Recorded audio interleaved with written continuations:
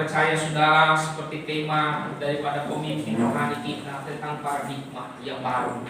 Artinya begini saudara, kita tinggalkan paradigma kita yang lama.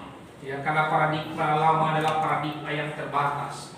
Ya, paradigma yang lama saudara adalah paradigma yang khawatir, paradigma yang mengalami jalan buntu, mengalami kekecewaan. Itu paradigma yang lama. Kita masuk di dalam paradigma bagaimana Allah memilih kita, bagaimana Allah menentukan hidup kita seperti apa. Nah, hari ini kita akan belajar bersama-sama saudara tentang sebuah kebenaran ini. Saya berharap beberapa menit ke depan saudara kita menangkap isi hati Tuhan saudara untuk kita betul hidup di dalamnya. Ya, paradigma yang baru artinya saudara hidup di dalam sebuah atmosfer. Ya, saudara memasuki tahun 2022. Ya, awal tahun saudara-saudara saya dikejutkan sebuah peristiwa di mana istri saya mengalami satu situasi saudara yang selama ini tidak pernah dialami. Ya, tiba-tiba saudara siang hari setelah istirahat tiba-tiba kejang saudara, dan itu membuat saya begitu takut. Membuat saya saudara mengalami sebuah kekhawatiran, dan jujur saudara lewat peristiwa apa yang dialami itu memberikan pelajaran yang sangat berharga, dan bagi saya itu berkat yang luar biasa. Amin. Berkat yang luar biasa artinya saudara lewat peristiwa ini saudara Allah mengajak saya untuk memahami pikirannya. Allah membawa saya untuk mengerti isi hatinya saudara. Dan saudara lewat peristiwa saya belajar dan muncullah satu tema sebenarnya tentang bagaimana saudara menjalani hidup yang berkualitas. Ingat saudara, semua orang akan pasti pergi, betul ya? Satu waktu semua orang akan pergi. Kita tidak perlu takut dengan kematian karena semua orang akan mengalami. Karena ketika kita mati kita berjumpa pasti dengan Tuhan. Dan kita akan bertemu dengan orang-orang yang sudah mendahului kita terlebih dahulu. Tapi saudara begini, waktu istri saya mengalami itu, saya banyak bercerita, anak kami bercerita, saudara saya punya 2 orang anak bercerita, kita saling tukar pikiran, kita saling membagikan isi hati saudara. Ternyata saudara saya dapatkan betapa pentingnya saudara kita menjalani hidup yang berkualitas. Artinya apa saudara begini, satu waktu orang yang kita akan kasihi, satu waktu saudara orang yang dekat dengan kita, orang yang satu waktu saudara bersama dengan kita, mungkin satu waktu akan mendahului kita terlebih dahulu karena masa waktunya di bumi saudara selesai. Tetapi izinkan saya berbicara kepada saudara begini, waktu itu terjadi saudara, pastikan orang-orang yang sudah pergi dari hidup kita, mereka merasakan adalah orang-orang yang dicintai, orang yang dikasihi, orang yang disayangi saudara. Sehingga kepergian mereka akan menjadi kepergian yang penuh dengan kemenangan dan sukacita. Makanya saya ingat saudara lagunya Judika, menarik, sering dia nyanyikan. Jangan sampai hingga waktu perpisahan tiba, dan semua yang tersisa hanyalah air mata. Mungkin saja, apa saudara? Lanjutkan. Cinta akan menghilang selamanya. Saya tahu di situ saudara betapa pentingnya kita memiliki kualitas kehidupan yang betul-betul berkualitas. Tapi saya tidak akan bicara itu hari ini saudara. Saya tidak akan bicara itu. Banyak yang Tuhan ajarkan saudara. Dari peristiwa itu saudara, 3 hari kalau nggak salah 2 hari atau 3 hari saudara. Waktu peristiwa itu tiba-tiba subuh saudara, saya dikagetkan oleh Tuhan.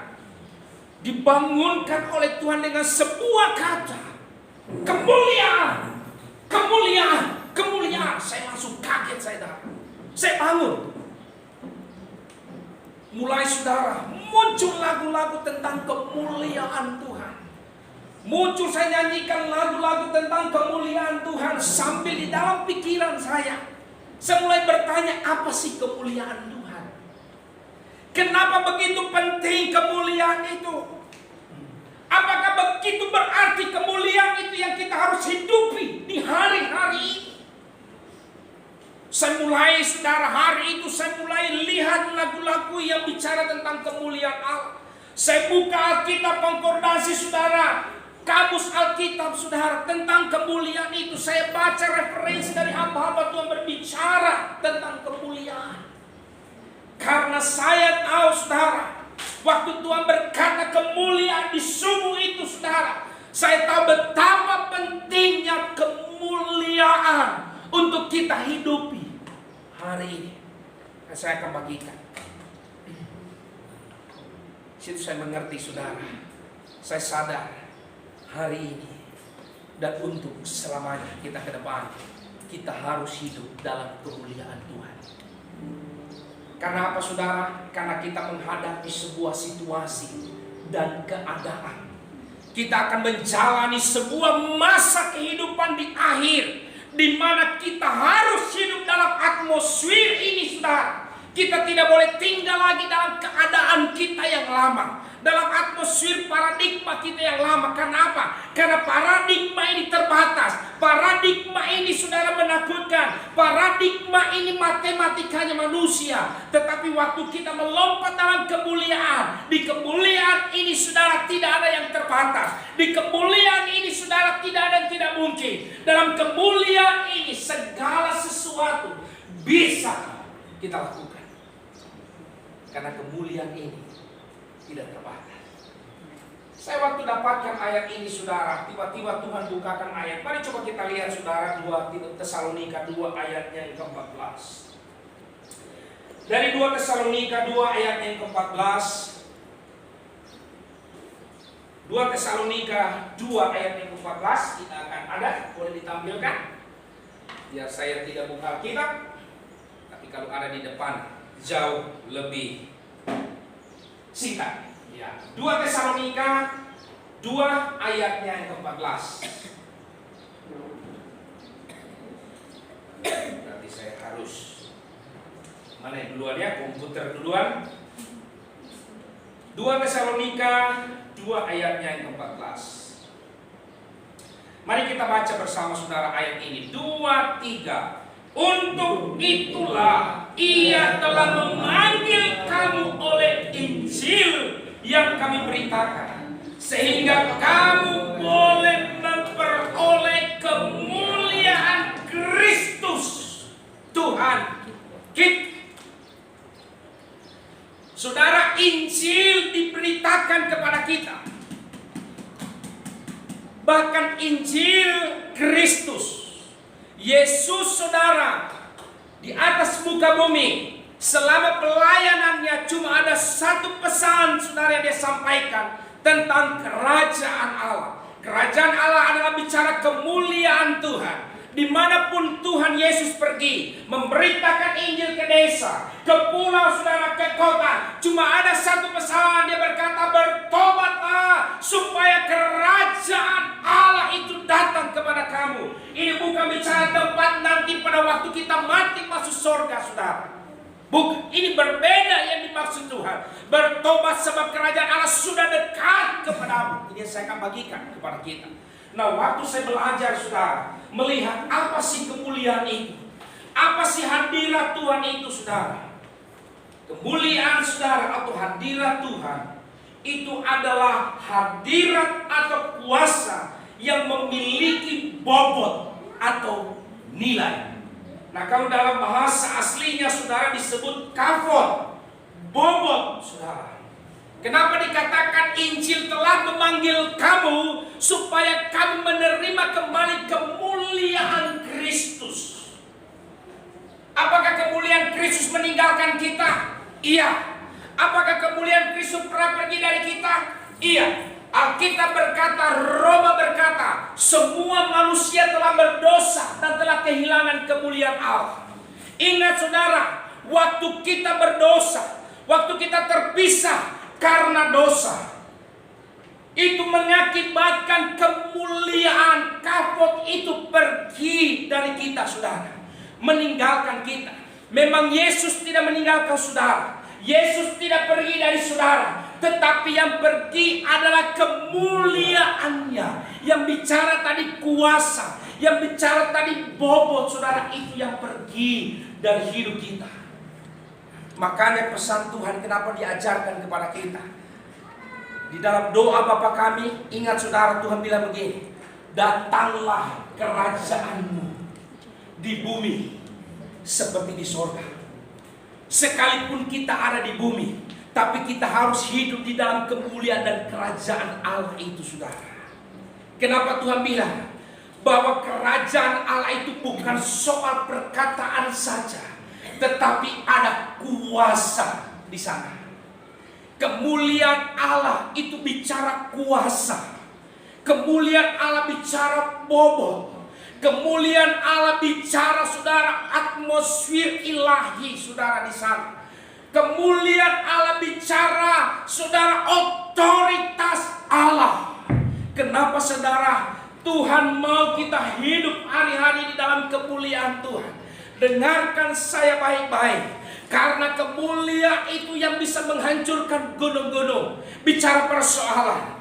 Kemuliaan Tuhan itu, saudara, yang bisa membuat pintu tidak tertutup bagi kita. Karena ada otoritas Tuhan di sana. Saudara, kita bisa mengatasi masalah kita. Kita bisa menang dari setiap pergumulan kita. Kita bisa menang dari setiap peperangan kita. Apa yang tidak mungkin. Tetapi ketika kita ada dalam kemuliaan Allah, segala sesuatu menjadi mungkin bagi kita. Kenapa kita harus hidup dalam kemuliaan ini? Saudara, waktu Tuhan bagikan saya subuh itu, saya baru mengerti kenapa, saudara, Tuhan minta kita lewat Injil untuk menerima kembali kemuliaan. Ini tidak bicara pribadi Yesus, tapi dia bicara tentang kuasa. Dia bicara tentang otoritas. Saudara, saya ingin katakan kepada kita, kalau kita hari ini masih hidup di dalam kerajaan dunia yang penuh keterbatasan ini, di dalam kerajaan dunia yang penuh dengan ketidakpastian, dengan kerajaan dunia yang cuma matematika 2 kali 2 4, saudara, maka kita akan gagal menjalani perjalanan iman kita. Tetapi dengarkan saya baik-baik, tetapi kalau kita hidup dalam kemuliaan ini, maka kemuliaan ini adalah kemuliaan yang tidak terbatas. Saudara bisa mengatasi masalah saudara. Saudara bisa menangi peperangan saudara. Saudara bisa memenangi pergumulan. Bahkan berkata kepada sakit, hilang-hilang. Berkata kepada jalan buntu terbuka, gunung-gunung rata. Karena apa? Karena kuasa otoritas itu ada pada kita. Makanya kenapa Tuhan bilang kerajaan Allah itu bicara kuasa, bukan perkataan. Baru dapatkan, saudara, bagaimana kemuliaan Tuhan itu harus hadir dalam hidup kita. Saudara, kalau kita hidup dalam kemuliaan Tuhan, saya mau bilang kita akan hidup di dalam keadaan yang tidak terbatas. Hari-hari ini, saudara, kita akan melihat kelanjutan dari sebuah peristiwa dunia hari-hari ini. Kita tidak tahu apa yang terjadi depan kita, tapi jangan anggap enteng. Apa yang terjadi di dunia Eropa hari-hari ini, antara Ukraina, saudara, dengan Rusia, dengan berbagai bangsa, semua akan terjadi sedemikian.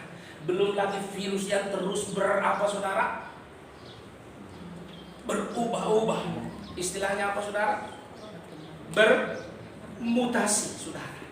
Belum Omikron beres, saudara, masuk lagi apa namanya kemarin, saudara, kalian tahu perkembangannya kembali, saudara? Saya lupa kok namanya, saya hafal, saudara, jadi saya lupa. Apa biasa cerita kemarin? Mutasinya yang baru dari Omikron, ada lagi? Jadi ikut lupa semua, saudara. Saudara, dengarkan saya baik-baik. Bahkan ke depan, situasi ini tidak akan ada jalan keluar. Sampai hari ini virus tidak ada obatnya, saudara. Dan kita akan hadapi situasi demi situasi demikian. Tetapi saya mau ingin katakan kepada saudara, waktu kita hidup dalam kemuliaan, bagi kita semuanya bisa.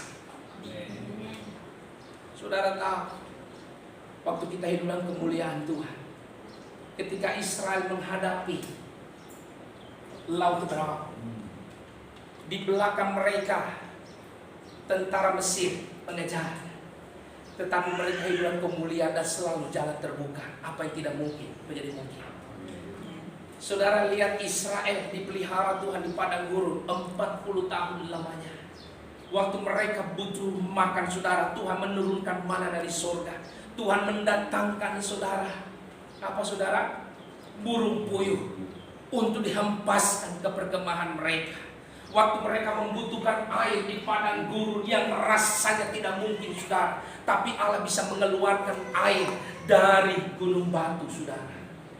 Saudara, pada waktu saudara Tuhan memberi makan orang cuma dengan roti, 2 ketul roti dan ikan, saudara, tapi bisa memberikan makan. Itu namanya kemuliaan yang tidak terbatas.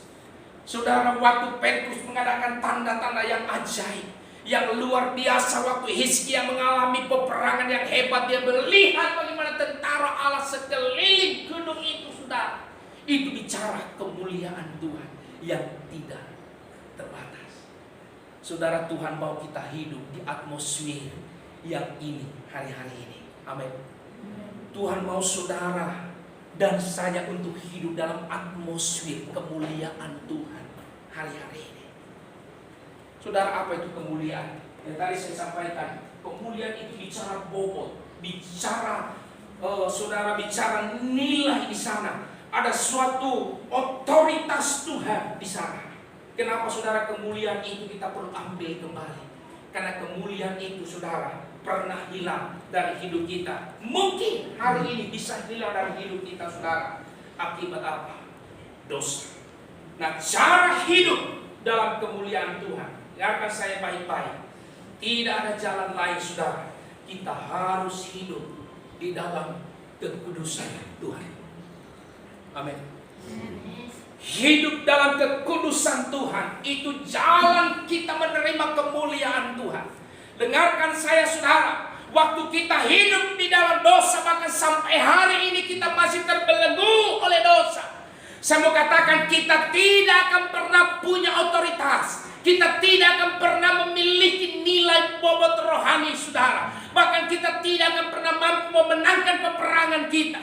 Tetapi waktu kita hidup dalam kekudusan Tuhan, semakin bertambah bobot itu, semakin bertambah nilainya, semakin bertambah kuasanya dalam kehidupan kita. Tetapi waktu kita hidup di dalam dosa, bahkan sampai hari ini, ingat saudara, dosa akan menggerogoti kuasa itu dari hidup kita. Dia akan ambil sedikit demi sedikit, saudara, kuasa itu dari hidup kita. Waktu kita berdosa, dia akan ambil, saudara, apa yang Tuhan sudah berikan bagi kita sebagai gerejanya, yaitu kemuliaannya. Dia akan gerogoti itu, dia akan ambil, saudara, dari hidup kita. Sampai, saudara, ingat baik-baik, kita hanya dengan perkataan. Bahkan doa Mazmur 90 hanya perkataan. Bahkan segala sesuatu firman hanya perkataan. Tetapi saudara, kita akan kehilangan kuasa untuk menikmatinya.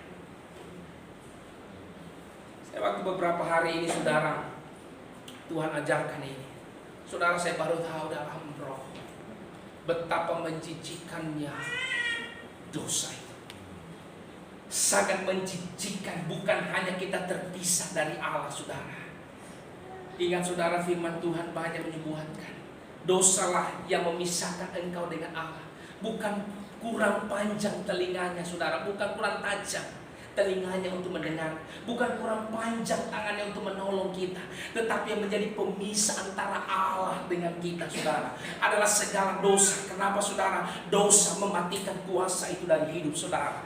Dosa menghancurkan otoritas Allah dalam hidup saudara. Dosa mengambil kuasa itu dari saudara. Sehingga doa kita menjadi doa yang hampa. Doa kita menjadi doa yang tidak punya kuasa. Doa kita menjadi doa yang tidak punya power. Karena apa? Karena kita kehilangan kemuliaan Allah. Tetapi waktu kemuliaan Tuhan hadir dalam hidup kita, saudara, Nanti saya akan bagi ayatnya. Bagaimana kemuliaan itu menghancurkan gunung-gunung. Bahkan Alkitab berkata, saudara, kemuliaan itu membuat pintu-pintu tidak tertutup lagi bahkan dari kita. Bahkan kemuliaan itu menarik kekayaan bangsa-bangsa untuk datang kepada kita. Kita harus hidup dalam kemuliaan Tuhan. Yang pertama, hidup dalam kekudusan Tuhan. Semakin saudara hidup kudus, semakin bobot kemuliaan itu akan turun atas kita. Semakin kita hidup kudus, maka kuasa itu akan semakin turun dalam hidup kita. Waktu engkau lihat yang sakit, engkau hanya akan berkata, pergi engkau tidak berkuasa. Dia akan taat. Karena apa? Karena mulutmu penuh dengan kuasa. Waktu engkau lihat masalahmu yang mungkin saudara tidak terbuka, engkau hanya akan bisa berkata, terbuka saatnya. Terbuka, beranjak dari hidupku saat ini. Kenapa saudara? Engkau memiliki otoritas ilahi. Kemuliaan itu akan berjalan bersama dengan engkau. Waktu engkau melihat persoalan pergumulan yang bagi matematika manusia tidak mungkin, saudara, ingat saudara, segala sesuatu waktu dalam kemuliaan Tuhan menjadi mungkin bagi saudara dan saya. Ini serius. Perhatikan saya percaya Tuhan utus saya di sini. Ini baru 2 kali saya sampaikan ini di Lembang sama hari ini di sini tentang ayat ini. Dengarkan saya baik-baik. Mari saudara ambil keputusan untuk hidup dalam kemuliaan Tuhan. Karena kita akan menghadapi peperangan kita hari-hari ini. Tetapi waktu engkau hidup dalam kemuliaan, engkau tidak perlu takut. Karena engkau punya kuasa. Engkau punya otoritas, saudara. Dalam kemuliaan Tuhan. Hidup dalam kekudusan Tuhan. Tetapi ingat, waktu kita tidak taat sama Tuhan, kita melakukan menyakiti hatinya, semakin kita akan kehilangan kuasa, kita akan kehilangan otoritas, maka engkau tidak akan punya kekuatan untuk menghadapi masalah. Engkau tidak akan punya power untuk mengatasi pergumulan. Engkau tidak akan punya saudara jalan keluar untuk menang dari pergumulanmu, karena engkau kehilangan kemuliaan Tuhan. Makanya Injil memanggil kita untuk kembali menerima kemuliaan Kristus. Memang Yesus tidak meninggalkan kita, tapi kemuliaannya meninggalkan kita. Lihat waktu Adam dan Hawa saudara tidak taat kepada Allah. Allah tidak pernah meninggalkan Adam dan Hawa. Dia tetap memakai, mengontrol Adam dan Hawa. Tetapi saudara ingat, Adam dan Hawa, mereka kehilangan kemuliaan Tuhan. Otoritas ilahi yang sungguh hebat, yang tidak terbatas itu. Allah kita, kemuliaannya, kuasa yang diberikannya kepada kita, itu hilang dari hidup kita. Kembali terima itu. Injil memanggil kita supaya kita terima kembali kemuliaan yang hilang. Ingat saudara, dosa membuat kemuliaan Tuhan itu pergi dari kita. Tetapi saudara ingat, kekudusan membawa bobot kemuliaan Tuhan dalam hidup kita. Kuasa. Yang kedua saudara, kenapa kita hidup dan harus bagaimana kita hidup dalam kemuliaan Tuhan. Yang kedua saudara, menjadikan Yesus tujuan hidup kita. Jadikan Yesus tujuan kehidupan kita saudara. Jangan mencari kemuliaan manusia. Kemuliaan manusia itu apa saudara? Kemuliaan manusia bicara kekayaan, bicara reputasi, bicara kelegaan, bicara kehormatan, itu kemuliaan manusia. Saudara ingat, waktu kita mengejar kemuliaan manusia, mungkin kita bisa dapatkan, tetapi engkau akan kehilangan kemuliaan Allah. Tetapi waktu engkau mengejar kemuliaan Allah, matamu tertuju kepada Tuhan, hidupmu hanya fokus kepada Tuhan. Ingat Alkitab berkata, semuanya itu akan mengikuti. Engkau tidak akan kehilangan kemuliaan manusia tadi yang bicara berkat, bicara kemuliaan, bicara kekayaan, bicara reputasi. Engkau tidak akan kehilangan itu waktu engkau memiliki kemuliaan Kristus. Tapi kalau fokus hidup kita hari-hari ini, kemuliaan manusia yang terbatas itu saudara, kemuliaan manusia yang ada batasnya itu, kita akan kehilangan kemuliaan Kristus. Ini yang kedua. Mari fokus tujuan hidup kita hari ini hanya kepada Tuhan. Maka engkau akan menerima semuanya double porsi. Amin. Engkau akan menerima double porsi. Engkau tidak akan kehilangan satu apapun yang baik dari janji Allah. Saudara, yang ketiga, bagaimana kita hidup di dalam kemuliaan Tuhan hari-hari ini. Kita harus hidup di dalam doa dan pujian penyembahan kita. Ini yang ketiga. Saudara tahu, waktu kita memuji menyembah Tuhan, waktu kita mengambil waktu kita dengan doa, waktu kita mengambil waktu kita dengan Tuhan di dalam doa, ingat saudara, kemuliaan itu semakin bertambah. Waktu engkau menyembah Tuhan, kemuliaan itu semakin bertambah.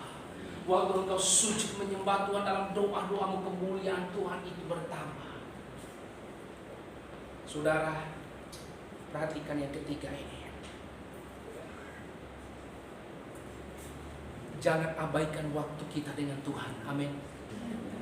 Jangan abaikan waktu doa kita dengan Tuhan. Karena di dalam doa itulah, di dalam pergumulan kita dengan Tuhan itulah, di mana kita menjalin relasi dengan Tuhan. Maka saudara, waktu kita menyembah Tuhan, firman Tuhan berkata kita akan semakin serupa dengan Dia. Amin. Serupa dengan Dia dalam apa, saudara? Tuhan ciptakan kita, Alkitab berkata, Dia menciptakan kita serupa dengan gambarnya. Bukan kita sama seperti Allah. Sama seperti Lucifer, ini berbeda.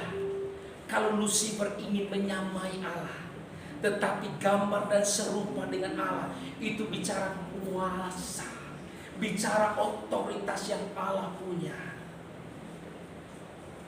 Kita akan mendapatkan itu waktu pujian penyembahan akan semakin turun kemuliaan itu dalam bobot yang besar. Kabos itu saudara akan semakin memenuhi kita, sehingga kita berjalan dalam kemuliaan yang tidak terbatas. Kita akan berjalan dalam kuasa yang tidak terbatas. Dan saya percaya, apapun pergumulan hidup kita hari-hari ini, waktu engkau hidup dalam kemuliaan itu, saya mau bilang saudara, tidak ada yang tidak mungkin bagi kita. Waktu engkau berjalan dalam kemuliaan Tuhan, tidak ada masalah yang terlalu sulit bagi saudara. Tidak akan ada jalan yang tertutup bagi kita, karena kemuliaan Tuhan. Tetapi waktu kita kehilangan kemuliaan Tuhan, please dengarkan baik-baik. Kita akan merasakan semuanya menjadi berat. Kita akan merasakan seperti hidup kita tidak ada artinya. Kita akan merasakan hidup yang penuh kekecewaan, yang penuh kekhawatiran saudara, yang penuh dengan ketakutan. Karena apa? Karena kita tidak punya kuasa dan otoritas di sana. Tapi waktu kita hidup dalam kemuliaan, ingat saudara, apa yang tidak mungkin menjadi mungkin. Elia bisa dikasih makan oleh burung gagak. Minyak janda di Sarfat tidak habis-habis mengalir. Itu kemuliaan. Bicara kemuliaan, Tuhan mau kita hidup dalam kemuliaan Tuhan. Coba baca ini saudara, Yesaya 45. Coba bisa ditampilkan Yesaya 45.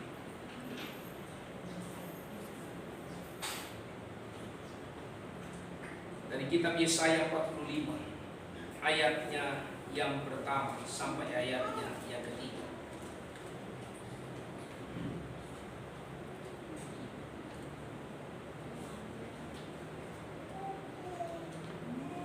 Yesaya 45 ayat 1 sampai ayat yang ketiga. Kita baca saudara 2-3. Beginilah firman Tuhan.